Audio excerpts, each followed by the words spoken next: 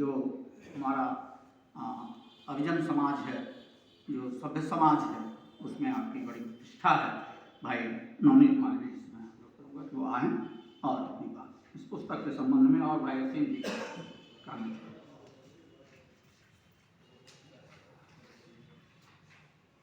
धन्यवाद संचालक महोदय जी। संचालक महोदय जी मेरे लिए एक आदर्श गुरु के रूप में हैं और यह एक संयोग ही कहा जाएगा कि जो आज मुझे कहने और सुनने को मिला है यह 33 वर्ष बाद मिला है। इसके लिए भी आपके चरणों में मेरा प्रणाम। सम्मानित मंच अध्यक्ष जी, भाई मनोज कुमार सिंह जी, जन संस्कृत मंच और वरिष्ठ पत्रकार सईद अयूब भाई साहब जी, दीक्षित जी, संघर्ष की मिसाल साहित्य लेखन में अपनी लेखनी का पूर्णतः सकारात्मक प्रयोग करने वाले उद्धव बाबा जी, सामने दृश्य दीर्घायु में सभी जनों को मेरा नमन अभिनंदन। आज विषय बड़ा मार्मिक है, झुमैया पोखरी, और उद्धव बाबा ने कहा जरूर ही बहुत सार्थक है, लेकिन मैं असीम जी से शुरुआत करते हैं कि असीम जी विज्ञान वर्ग के विद्यार्थी रहे। मैं थोड़ा राजनीति में अधिक रहता था।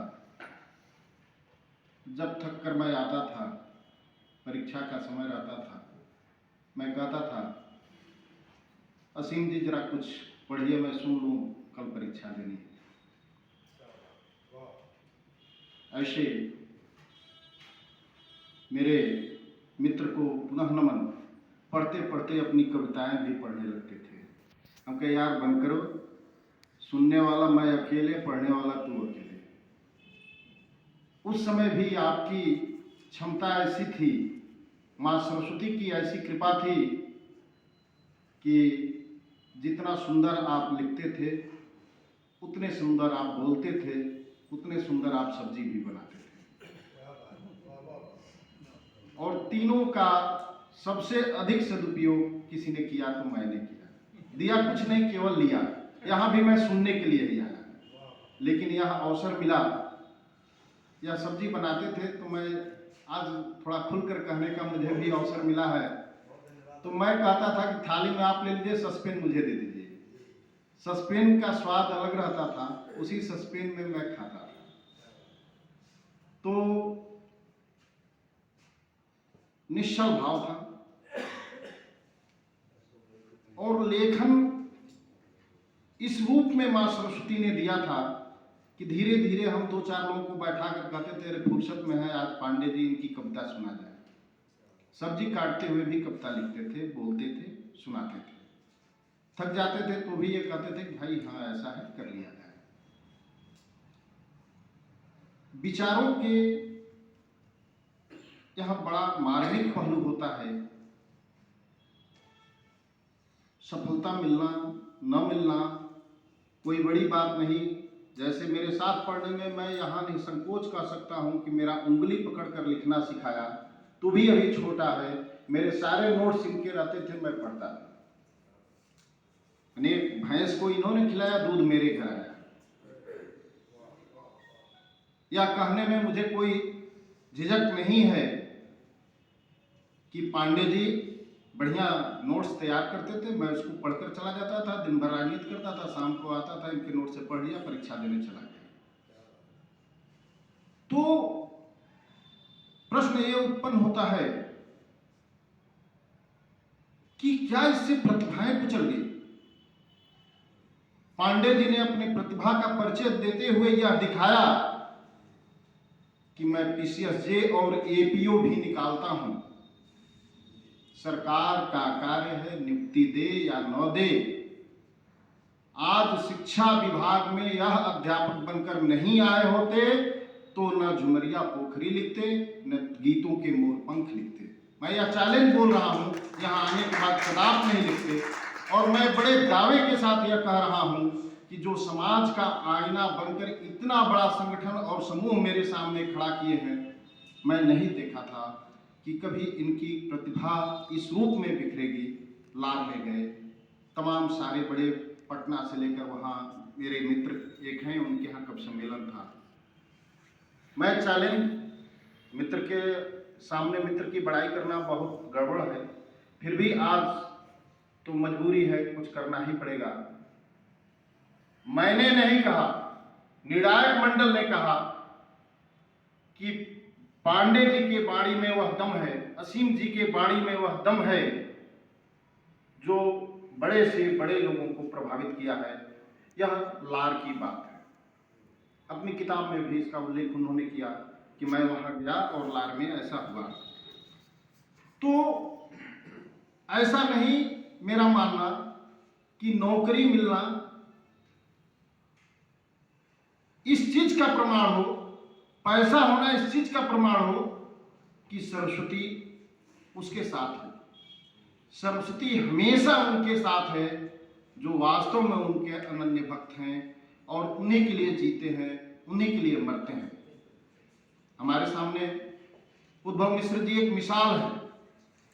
मैं विगत 20 वर्षों से देख रहा हूं, जैसे हैं वैसे हैं और साहित्य में जो रुचि देते हैं इसके अलावा उन्होंने कहीं नहीं दिया। तो यह एक सामान्य है, नहीं तो अन्य बहुत सारे कार्य कर सकते थे। मेरा परिचय, मेरी बात यही है कि मैं जज बनने नहीं आया था। मैं शैलेंद्र पांडे असीम एक आईना बनने आया था और आईना बनकर इस समाज को दिखाया कि संघर्ष करके भी मैं किस तरह से उस बुलंदियों को छू सकता हूं। न आज मेरे बच्चों को 2 रोटी के मोहताज हैं, न शिक्षा के मोहताज हैं, न हम समाज में। मुझसे इन्होंने कहा कुछ दिनों पहले, मालवीय जी मैं किताब लिखना चाहता हूँ। हम कह क्या करेंगे किताब लिख करके, अरे कुछ कमाए धमाएंगे।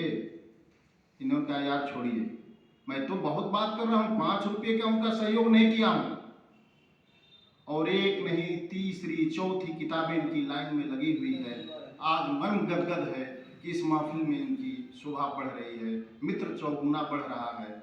इसके लिए मैं आप सभी का नमन बंदन करता हूँ। यह शिक्षक ही दे सकता है। शिक्षक वह आईना है जो जज बनाता है, जज बिगाड़ता है, दरोगा बनाता है, एसपी बनाता है, डीएम बनाता है, अधिवक्ता बनाता है। आज के इस पावन पर्व पे मैं यह कहते हुए अपने वाणी को विराम देता हूं कि जब तक सूरज चंदा चमके, गंगा जमुना नीर बहे, सदा सपूती भारत माँ हो, धर्म ध्वजा का राज रहे। पांडे असीम जी, आपकी कृतियां ऐसे ही पूरे दुनिया में हिलोरा मचाए। आपके चरणों में, इन कवियों के चरणों में, इन सारे लोगों के चरणों में मेरा नमन बंदन अभिनंदन इस आशा के साथ है कि मैं समय नहीं दे पाता हूं। यह जोशी जी को मैं एक निवेदन करूंगा, हमारे दीक्षित जी हैं, अन्य सारे लोग हैं, कि हम लोगों जैसे तुलसी के छोटे पत्ते से भी इस नागरी प्रचारी जैसे मंदिर में जहां कहीं भी किसी प्रकार का जरूरत हो, हम सब हाथ जोड़कर खड़े हैं। आप सब हम लोगों का भी उपयोग करेंगे तो हम लोगों का भी सौभाग्य होगा। वंदे त्वाम गुरुदेव भारत माता।